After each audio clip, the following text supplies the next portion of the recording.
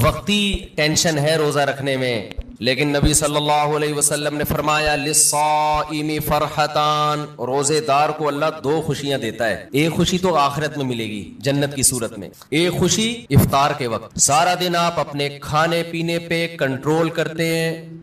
دیکھو کھانے پینے پہ کنٹرول کرنے میں صرف یہ ٹینشن نہیں ہوتی بھوک اور پیاس کی، بڑی ٹینشن یہ ہوتی ہے کسی کام میں دل نہیں لگتا انسان کا.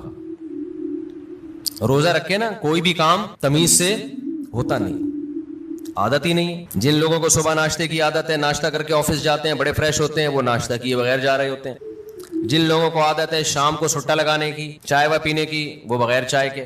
تو زبان خشک اور وہ آہستہ آہستہ، باڈی کی تو ضرورت نہیں ہوتی اتنا کھانے پینے کی، لیکن عادت. تو لائف کہتے ہیں نا بورنگ لائف ہو جاتی، بور ہونا شروع ہو جاتے ہیں، کسی کام میں دل نہیں لگ رہا. لیکن جب اللہ تعالی ہمیں افطاری کے دسترخوان پہ بٹھاتے ہیں، چند نوالے پیٹ میں اترتے ہیں، کیسی طبیعت فریش ہو جاتی ہے. یہ عام دنوں میں طبیعت میں یہ لذت انسان محسوس نہیں کرتا. تو اللہ نے کیا فرمایا، نبی نے کیا فرمایا کہ ایک روزے دار کو جو خوشی ملے گی وہ آخرت میں ملے گی، اور ایک خوشی دسترخوان پہ جب وہ افطار کرتا ہے وہ بھی بڑی مزے کی خوشی ہوتی ہے. اور میں آپ سے ایک گزارش کرتا ہوں، اس کا مذہب سے براہ راست تعلق نہیں ہے، میڈیکل سائنس سے ہے، لیکن مذہب بھی صحت کو کی ترغیب دیتا ہے نا صحت بنانے کی. رمضان میں ایک کام آپ کر لیں، تھوڑا کھانے پینے پہ کیا کر لو میرے بھائی، کنٹرول کر لیں. ہوتا یہ ہے کہ صبح سحری سے لے کے رات تک مغرب تک جب ہم بھوکے پیاسے رہتے ہیں، ہماری باڈی کا فیٹ ختم ہونا شروع ہوتا ہے، باڈی نتھرنا شروع ہوتی ہے، جسم کی زکات نکلنا شروع ہوتی ہے، جسم فریش ہونا شروع ہوتا ہے. اس کے بعد جو حساب کتاب افطار کے وقت میں پھوڑنا پھاڑنا ہوتا ہے، اس سے باڈی کی ایسی کی تیسی ہو جاتی ہے. رمضان میں ہارٹ اٹیک کے واقعات میرا خیال ہے عام دنوں سے زیادہ ہی ہوتے ہیں.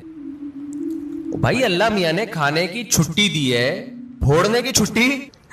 کھانے اور پھوڑنے میں کیا ہے بولو، فرق ہے. نبی صلی اللہ علیہ وسلم نے فرمایا بدترین برتن جس کو بھرا جائے نا وہ انسان کا پیٹ ہے. کوئی برتن فل بھرا ہوا اللہ کو اتنا برا نہیں لگتا جتنا انسان کا پیٹ برا لگتا ہے اللہ کو. میں نہیں کہہ رہا کہ حرام ہے زیادہ کھا لیں آپ، حلال حرام کی بات نہیں ہے، ناپسندیدہ شریعت کی نظر میں بہرحال ہے، حرام نہیں ہے. اب آپ کہیں گے بھوکے پیاسے بھی کھانے بھی نہیں دے رہا اللہ میاں، ابھی بھی پابندیاں لگا رہے. اللہ پابندی نہیں لگا رہا، لگا کھا لو، پھوڑ دو، جتنا پھوڑنا پھوڑ دو، پڑے ہوئے خود ہی ہو گئے نا، پھوڑ دو. حرام نہیں ہے لیکن پسندیدہ کام نہیں ہے. تو رمضان میں آپ اپنے آپ کو عادی بنا سکتے ہیں کم کھانے کا، اچھا کھانے کا.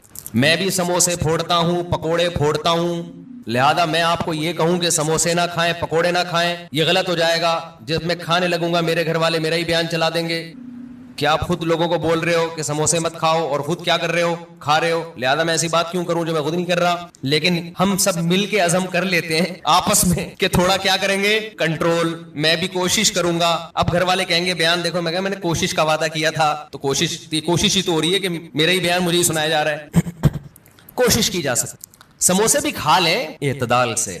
میں نے بہت دیکھا ہے لوگوں کو افطاری میں بہت زیادہ پھوڑتے ہیں، مسائل کھڑے ہو جائیں گے آپ کے لیے. شربت پہ شربت پیے جا رہے ہیں، چینی کے نا پیے جا رہے ہیں، کولڈ ڈرنک پہ کولڈ ڈرنک پیے جا رہے ہیں. اچھا کمال کی بات یہ کہ افطاری میں طبیعت سے پھوڑتے ہیں، پھر نماز کے بعد آ کے کھانا کھاتے ہیں. یہ آج تک کم از کم میری کھوپڑی میں یہ چیز نہیں آئی کہ کھانا کیسے کھا رہے ہو یار. یا تو ایک کھجور سے روزہ افطار کیا ہوتا ہے، نماز پڑھ کے آگے کھانا کھاتے ہیں. یہ بہت جگہ ہم نے دیکھا ہے، افطار پارٹیوں میں بھی ہوتا ہے. پہلے افطار پارٹی میں کیک، پیسٹریاں، سموسے، پکوڑے اور چکن اور کیا کچھ ہوگا، وہ کھانے کے بعد چلو جی اب جماعت سے نماز پڑھے، اب کھانا لگا ہوا ہے. اب مجھے کہہ رہے تھے وہ کھانا لگا دیا. کھانا یہ کیا کھایا ہم نے بھائی؟ ایک آدمی نے کم از کم 6 سموسے کھائے ہیں اور اتنے پکوڑے کھائے ہیں، تو اب کھانا کیا؟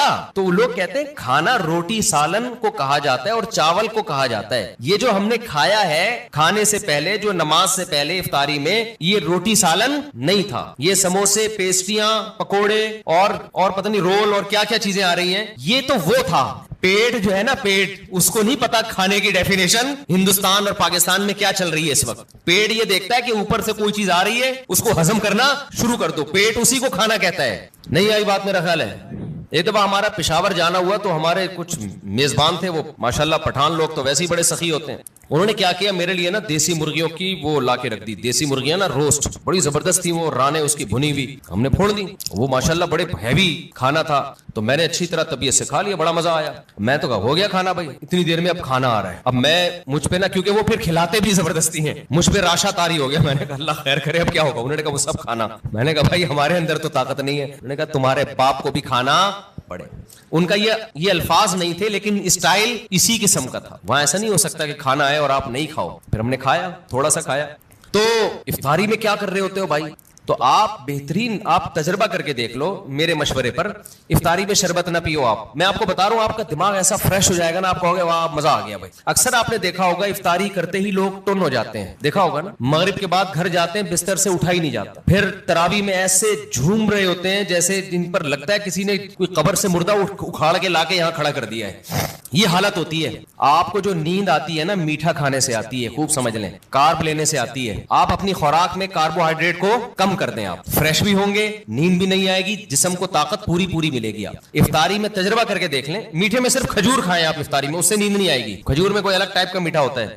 آپ نے افطاری میں شربت نہیں پینا, آپ نے افطاری میں روٹی چاول نہیں کھانے, تھوڑے سے کھا لیں آپ, زیادہ نہیں کھائیں. کھجور کو فوکس کریں آپ, جو چنے کی چاٹ وغیرہ ہے نا اس کو فوکس کریں, وہ کھائیں, پیٹ بھی بھر جائے گا آپ کا. سفید چنا نہیں آتا اور کالا چنا, اس کی کوئی مزے کی چاٹ یا لوبیا کی چاٹ بنا کے وہ پھوڑ دیں آپ, پیٹ بھی بھرے گا آپ کا. لیمن پی لیں, لیمن, لیمو کا تھوڑا سا, بے شک تھوڑی بہت چینی ڈال, وہ بغیر وہ اس کے پیا نہیں جاتا, شہد ڈال دیں اس میں تو زیادہ اچھا ہے, وہ پی لیں آپ اپنے خرچے پہ. یہ سارے کام اپنے خرچے پہ کرنے ہیں, ایسا نہ ہو مجھے فون کر رہے ہو ہم نے آپ اتنا کچھ انتظام کر لیے ہے پیسے بھجوا دیں.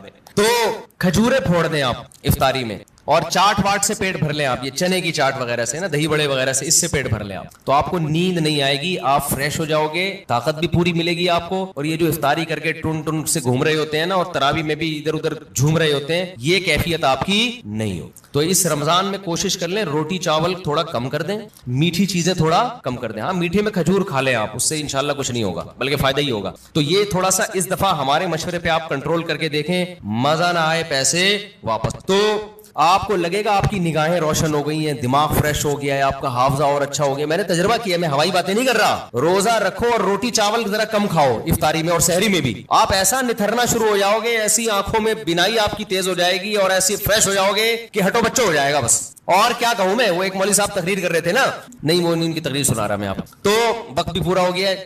تو یہ تھوڑا سا رمضان میں کیا کرنا ہے, تھوڑا سا میٹھے پہ تھوڑا سا کیا کر لو بھائی, کنٹرول کر لو. میٹھے پہ, روٹی چاول بھی میٹھی ہی چیزوں میں شمار ہوتا ہے اس کا, کیونکہ اس میں کارب بہت زیادہ ہے. تھوڑا سا کنٹرول کر لیں, دیکھو آپ کی صحت, کیونکہ رمضان کا تحفہ اللہ نے غیر مسلم کو نہیں دیا, کس کو دیا ہے, مسلمان کو. تو مسلمان اس کو صحت بنانے میں بہترین استعمال کر سکتا ہے, تو روحانی فائدے بھی ہوں گے اور جسمانی بھی.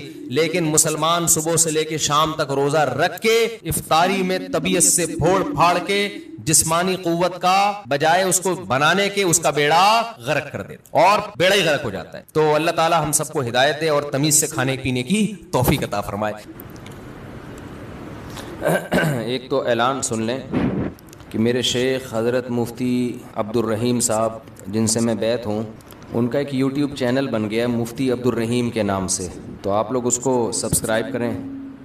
بہت بڑے بزرگ ہیں, بہت تجربہ ہے ان کا, تقوی, علم, اہل اللہ کی صحبت, وہ تو جب آپ ان کے بیانات سنیں گے تو آپ کو اندازہ ہوگا. تو بعض دفعہ انسان کے پاس علم بہت ہوتا ہے, تجربہ نہیں ہوتا, وہ بھی بعض دفعہ لوگوں کو گمراہ کر دیتا ہے. بعض دفعہ تجربے ہی ہوتے ہیں, علم نہیں ہوتا.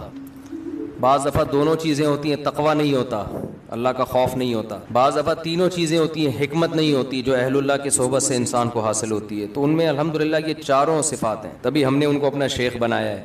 تو اس لیے ان کا سن لیا کریں, بہت فائدہ ہوگا انشاءاللہ. اور جب کوئی انسان میں کوئی بڑی صلاحیت ہوتی ہے نا, کام اللہ بہت لیتے ہیں, تو اس کے خلاف پروپیگنڈا بھی بہت ہوتا ہے. ہمارے ملک میں پازیٹیو وے میں کام کرنا دنیا کا مشکل ترین کام ہے.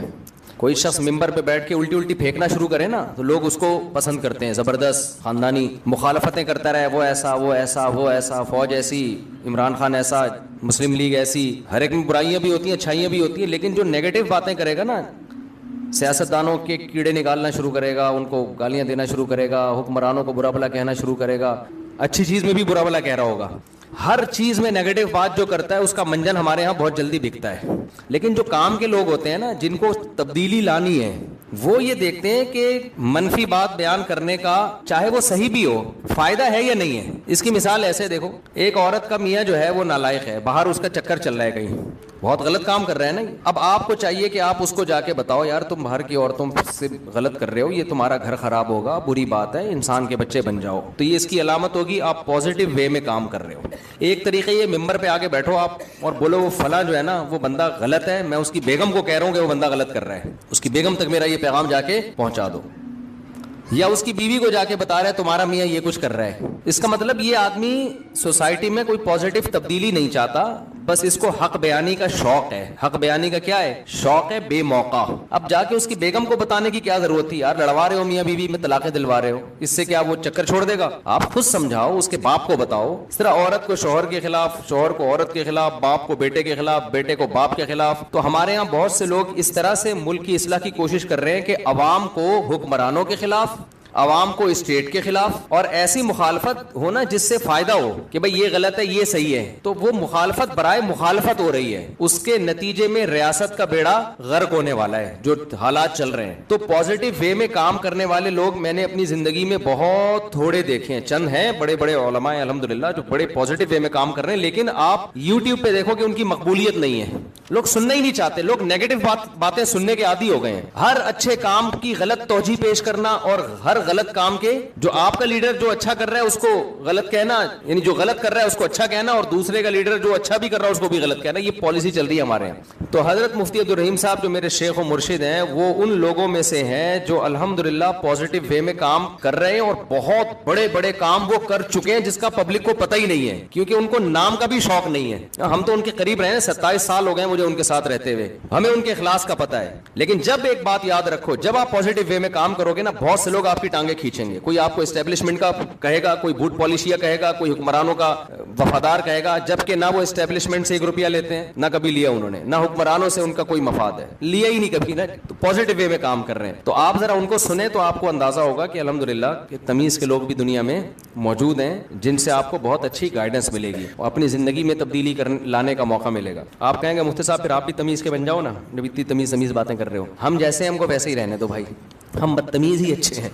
ہم کیا ہیں؟ بدتمیز ہی اچھے ہیں. اچھا بھائی مفتی صاحب ہولی منانا کیسا ہے؟ انتہائی درجے کی بدتمیزی ہے. ابھی تمیز پہ بات چل رہی ہے نا. ہندو منائے, آپ نہ مناؤ بھائی. اگر ہندو ہولی مناتے ہیں تو کیا انہیں روکنا چاہیے؟ اور مسلمانوں کے لیے مذہبی رواداری کی نیت سے ہولی میں شرکت کرنا کیسا ہے؟ دیکھو ان کو تو مت روکو, ان کا مذہبی تہوار ہے, ان کو کیوں روک رہے ہو بھائی؟ وہ ہندو ہے, وہ مسلمان تھوڑی ہے. باقی آپ نہ مناؤ. باقی مذہبی رواداری کے لیے, مذہبی رواداری میں یہ ہے کہ ان کو کرنے دو, بس اتنی رواداری کافی ہے, افورڈیبل ہے. اب شراب کوئی شخص پی رہا ہے تو پی رہا ہے نا, وہ پی رہا ہے, آپ اس کو نہ روکو. یہ تو نہیں کہ اس کے ساتھ جا کے پینا شروع کر دو بھائی, وہ ٹھیک ہے رواداری ہے یار, چھوڑو یار, اس کا مسئلہ ہے, ہمارا کیا مسئلہ ہے. تو لیکن میں نہیں کہہ رہا کہ ہولی پینا شراب جیسا ہے, لیکن ہمارے مذہب میں تو حرام ہے نا دوسرے مذہبی تہواروں پر عمل کرنا. تو اب وہ کر رہے ہیں, ان کو کرنے دو, ان کو نہ چھیڑو, لیکن آپ کے لیے اس میں شرکت جائز نہیں ہے. لوگ کہتے ہیں کہ بھائی ہندو بھی تو ہمارے تہواروں میں شریک ہوتے ہیں ہمارے ساتھ. بھائی ان کے مذہب نے ان کو نہیں روکا ہمارے تہواروں میں شرکت سے, ہمارے مذہب نے ہم کو روکا ہے. یہ اگر براڈ مائنڈڈ بننا شروع ہوئے نا تو اس کی کوئی بریکیں نہیں ہے. پھر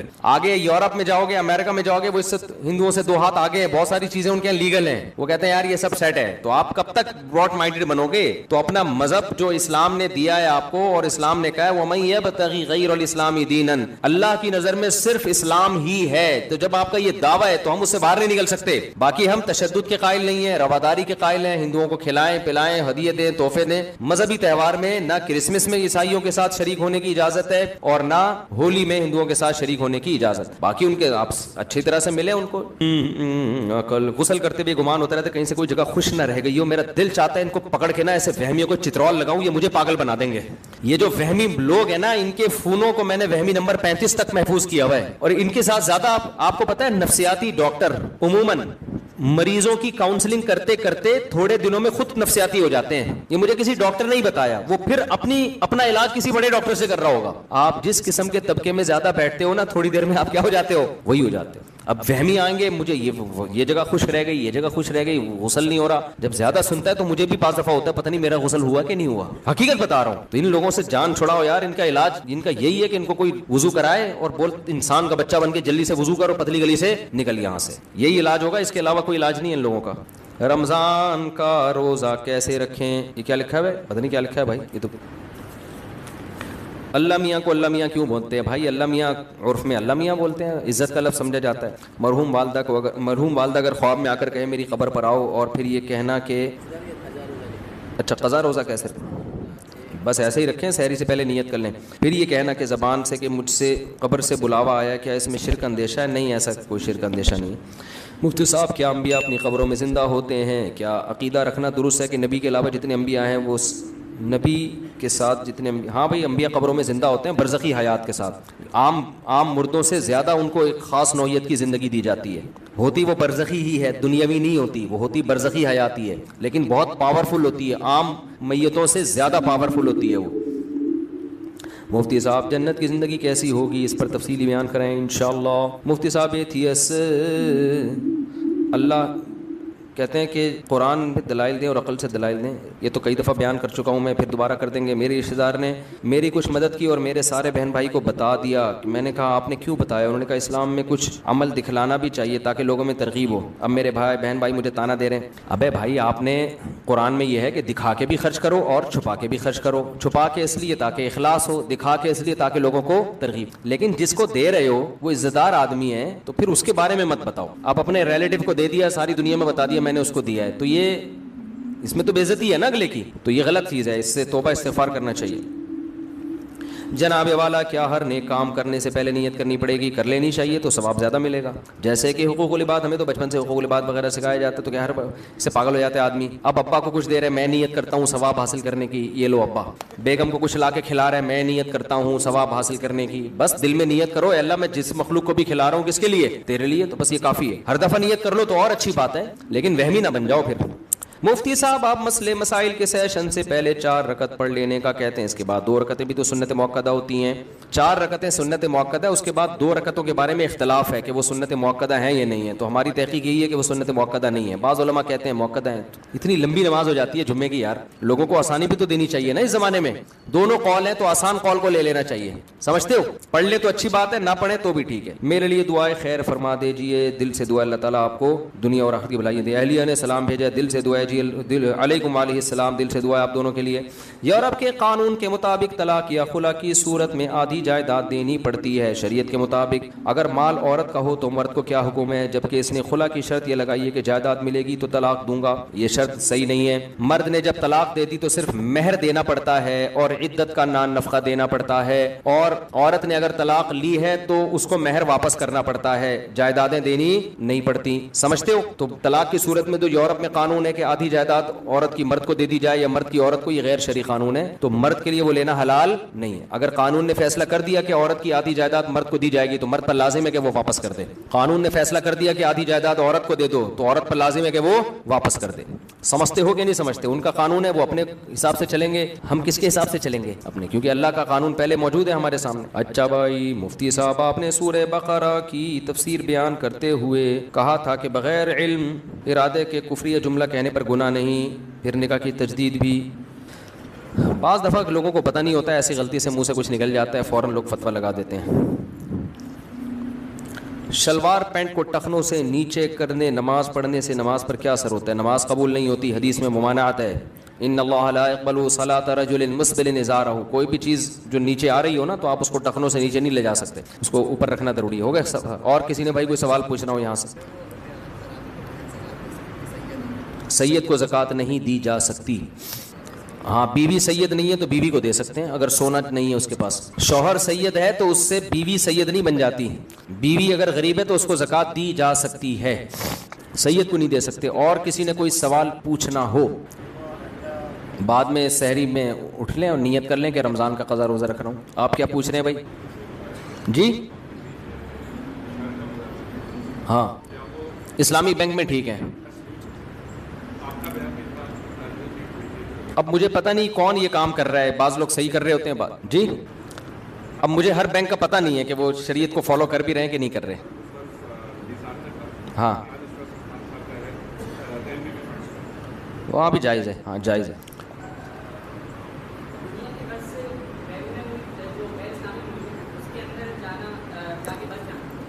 بھائی یہ بڑا مسئلہ ہے، غیر اسلامی ملکوں میں جا کے بس جانا، اس کے لیے جائز ہے جو اپنے اور اپنی اولاد کے دین کی حفاظت کر سکے, اس کے لیے جائز ہے. جو حفاظت نہ کر سکے اس کے لیے جائز نہیں. بعض لوگ یہاں خراب تھے وہاں جا کے صحیح ہو گئے, لیکن بعض یہاں صحیح تھے وہاں جا کے خراب. تو یہ جنرلی کوئی ایک یعنی ایسا نہیں ہے کہ ہر ایک پہ وہ اپلائی ہو سکے. ایک قاعدہ بیان کیا جاتا ہے کہ جو اپنے دین کی حفاظت کر سکتا ہے اس کے لیے جانا جائز ہے. لیکن روز بروز نا وہاں کے حالات خراب سے خراب تر ہوتے چلے جا رہے ہیں, کیونکہ اسکولوں میں ہومو سیکسولیٹی باقاعدہ پڑھائی جا رہی ہے, ترغیبیں دی جا رہی ہیں, ایسے قوانین بن رہے ہیں کہ بچے کو کہا جا رہا ہے کہ تم ہی ہو یا شی, یہ تم نے ابھی فیصلہ نہیں کرنا, یہ تم بڑے ہو کر فیصلہ کرو گے. تو آپ بتاؤ رہ گیا پھر یار. تو آپ کے بچہ وہ خود کنفیوز ہوگا میں پتہ نہیں کیا ہوں. ہمارے تو پیدا ہوتے ہی ختنے ہو جاتی ہے, اس کی 2 بکرے کٹ جاتے ہیں, ہم نے اسٹیمپ لگا دی کہ ہی ہے. لڑکی پیدا ہوئی 1 بکرا کٹا, اسٹیمپ لگ گئی کہ یہ کیا ہے, شی ہے, قیامت تک کے لیے یہ شی رہے گی. ان کے ہاں بھی یہ ہے کہ یہ آپ کا رائٹ ہے کہ آپ خود فیصلہ کریں کہ آپ ہی ہیں یا شی. اگر آپ نے کہا کہ پیدا ہی ہوئے تھے, آپ نے کہا میں شی ہوں تو شی ہے, بعد میں آپ کو خیال نہیں ہے شی والا صحیح نہیں, وہ ہی والا ہی ٹھیک ہے, تو چلو ہی بن جاؤ. پھر خیال ہوا کہ یار وہ شی ٹھیک تھا تو شی بن جاؤ. تو کنفیوژن ہی ہے. میاں بیوی میں جو میاں تھا وہ بیوی بن جائے گا, بیوی میاں بن جائے گی. انہوں نے کہا نہیں, اب ہم میاں میاں بیوی بیوی کھیلتے ہیں. تم میاں میں بیوی, جیسے بچے نہیں بچیاں کھیل رہی ہوتی ہیں, تو اب تم میاں تھے میں بیوی تھی, تو اب ہم نے اس طرح سے لائف کو انجوائے کیا. اب ایسا کرو میں میاں تم کیا ہو, تم بیوی. وہ کہتے چلو ٹھیک ہے, ایک ٹیکے کی دیر ہے. ایک میں نے بھی بیان کیا نا, تو اس پہ ایک لبرل انٹی بہت غصے میں, انہوں نے کہا یار کوئی مرد اور عورت کا فرق نہیں ہے, ایک ٹیکا لگاؤ آدمی عورت بن جاتا ہے, عورت آدمی. میرے بیان پہ اعتراض کیا ہوا تھا انہوں نے, تو مجھے خیال ان سے بولو ٹیکا لگائے بغیر کیوں نہیں بنتا, وہ ٹیکا کیوں لگانا ضروری ہے. تو اب تو ایک ٹیکے کے فاصلے پر ہے, جو بننا ہے آپ ایک ٹیکا لگائیں بن جائیں. آپریشن ہوتا ہے چھوٹا موٹا سا. تو اب یہ آپ اگر آپ چاہتے ہو کہ یہ آپ کی اولاد میں یہ چیزیں جائیں تو ٹھیک ہے بھائی, نہیں تو اسی غربت اور مہنگائی میں کیا کرو میرے بھائی, گزارا کرو. مہنگائی ہے, غربت ہے, لیکن جو ہی ہے وہ ہی ہے, جو شی ہے وہ کیا ہے, شی ہے. یہ بہت بڑی اللہ کی نعمت ہے الحمدللہ. آپ داماد کے بارے میں کنفیوز نہیں ہیں, ورنہ داماد کے بارے میں لوگ کنفیوز ہیں وہاں پہ, پتہ نہیں میری بہو ہے کہ کم وقت داماد ہے, کیا ہے. آپ کی بیٹی رخصت ہو کے جا رہی ہے کسی گھر میں, آپ کو یہی نہیں پتا کہ یہ گھر داماد بننے جا رہی ہے یا بہو بننے جا رہی ہے. یہ تو اتنی کنفیوژن پیدا ہو. اس کو کہتے ہیں براڈ مائنڈ. ہم کیا ہیں, آزاد خیال لوگ ہیں. تو ان کے ہاں یہ ہوگا بھائی, ہم لوگ کے یہاں ایسا نہیں ہوتا. ہم لوگ کے ہاں بیٹیاں رخصت ہو کے جاتی ہیں اور وہ بہو بنتی ہیں اور داماد ملتے ہیں جو پورے ہی ہوتے ہیں. کوئی کنفیوژن الحمدللہ اس میں ہمیں نہیں ہوتی. خواجہ سرا ہوتے ہیں, وہ پاکستان میں ٹوٹل 4000 خواجہ سرا ہیں جو سچی مچی کے ہیں, جو قدرت کی طرف سے ہیں. کروڑوں کی آبادی میں صرف کتنے ہیں, 4000. باقی سارے بنے ہوئے ہیں. جب ان کو پکڑا جائے نا تو پتا چلے گا پورے آدمی ہیں. یہ پیسہ کمانے کے لیے بنے ہوئے ہوتے ہیں, ورنہ جو قدرتی طور پہ جو خواجہ سرا پیدا ہوتے ہیں نا, ان کا ریشو 0.1% بھی میرا خیال ہے بہت کم ہے ان کا ریشو. اور وہ بھی اسلام میں خواجہ سرا کچھ نہیں ہوتا. اگر مردانہ علامتیں زیادہ ہیں تو وہ آدمی ہے, عورت والی علامتیں زیادہ ہیں تو کیا ہے, وہ عورت ہے. اس کے پورے عورت والے حقوق ہیں, وراثت. اور یہ تو ماں باپ ظلم کرتے ہیں, کوئی خواجہ سرا پیدا ہوتا ہے تو اس کو حوالے کر دیتے ہیں. اسلام میں حکم یہ ہے کہ اس میں اگر عورت والی علامتیں زیادہ ہیں تو بیٹیوں کی طرح پالو اس کو, مردوں والی علامتیں زیادہ ہیں تو بیٹوں کی طرح پالو اس کو. اور اب تو میڈیکل سائنس نے اور آسان کر دیا, عورتیں والی علامتیں ہیں تو آپریشن کر کے پورا عورت بنا دو اس کو, مردوں والی علامتیں ہیں تو آپریٹ کر کے پورا آدمی بنا دو. اب تو وہ مسئلہ بھی ختم ہو گیا. لیکن اب آپ دیکھو اللہ کی قدرت ہے, کدھر کو سوسائٹی جا رہی ہے ہماری. تو آپ ٹھیک ہے جاؤ لبرل ماحول میں رہو, لیکن پھر یہ کنفیوژن بہت پیدا ہوگی بچوں کے بارے میں. عقیقے میں بڑے مسئلے کھڑے ہو جائیں گے, کیا کرے 2 کاٹیں کم وقت کاٹیں. ایسا نہ ہو 2 کاٹے بڑے ہو کر اس نے کہا میں تو شی ہوں, آپ کہیں ایک کے پیسے ضائع کرا دیے, پیسے نکال, ہم نے تیرے کی 2 بکرے کاٹے تھے.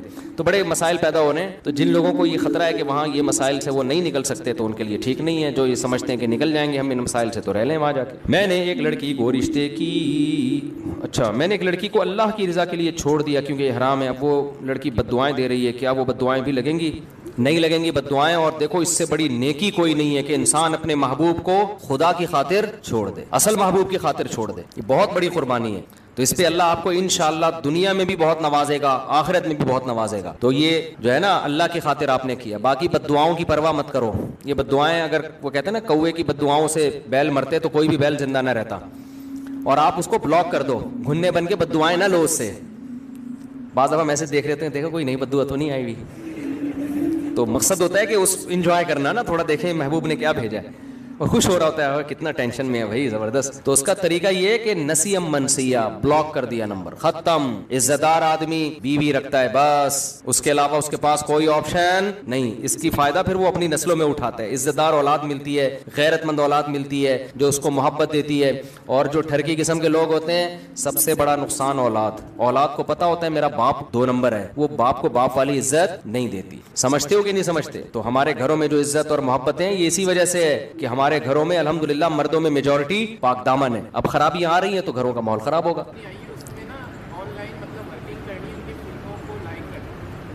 نہیں وہ تو ٹھیک نہیں ہے, نہیں یہ تو صحیح نہیں ہے. نہیں نہیں فلموں کے تو لائک نہیں کر سکتے نا آپ تو.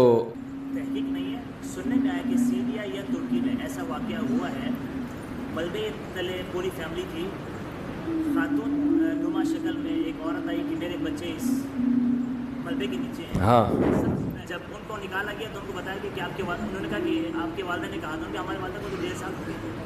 پتہ نہیں واللہ عالم, ایسا ہو سکتا ہے, ممکن ہے, اللہ کی قدرت سے تو کچھ بعید نہیں ہے. جی جی جی اللہ کی قدرت سے تو کوئی بعید نہیں ہے بھائی. سبحانک اللہم و بحمدک. بھائی آخری سوال, بس بچہ کافی دیر سے پوچھ رہا ہے, جلدی بس آخری, بس مدرسہ قابل اعتماد ہو تو زکوٰۃ صدقہ دیں, قابل اعتماد نہیں ہے تو نہیں دیں, ٹھیک ہے. باقی وہ وکالت نامہ لے لیتے ہیں. نئی مدارس میں دونوں طرح کی رقمیں آتی ہیں, زکوٰۃ بھی آتے ہیں, نفلی صدقے بھی آتے ہیں, تو سادات پر پھر وہ دوسرا کر دیتے ہیں. سبحانک اللہم و بحمدک, اشہد ان لا الہ الا انت, نستغفرک و نتوب الیک.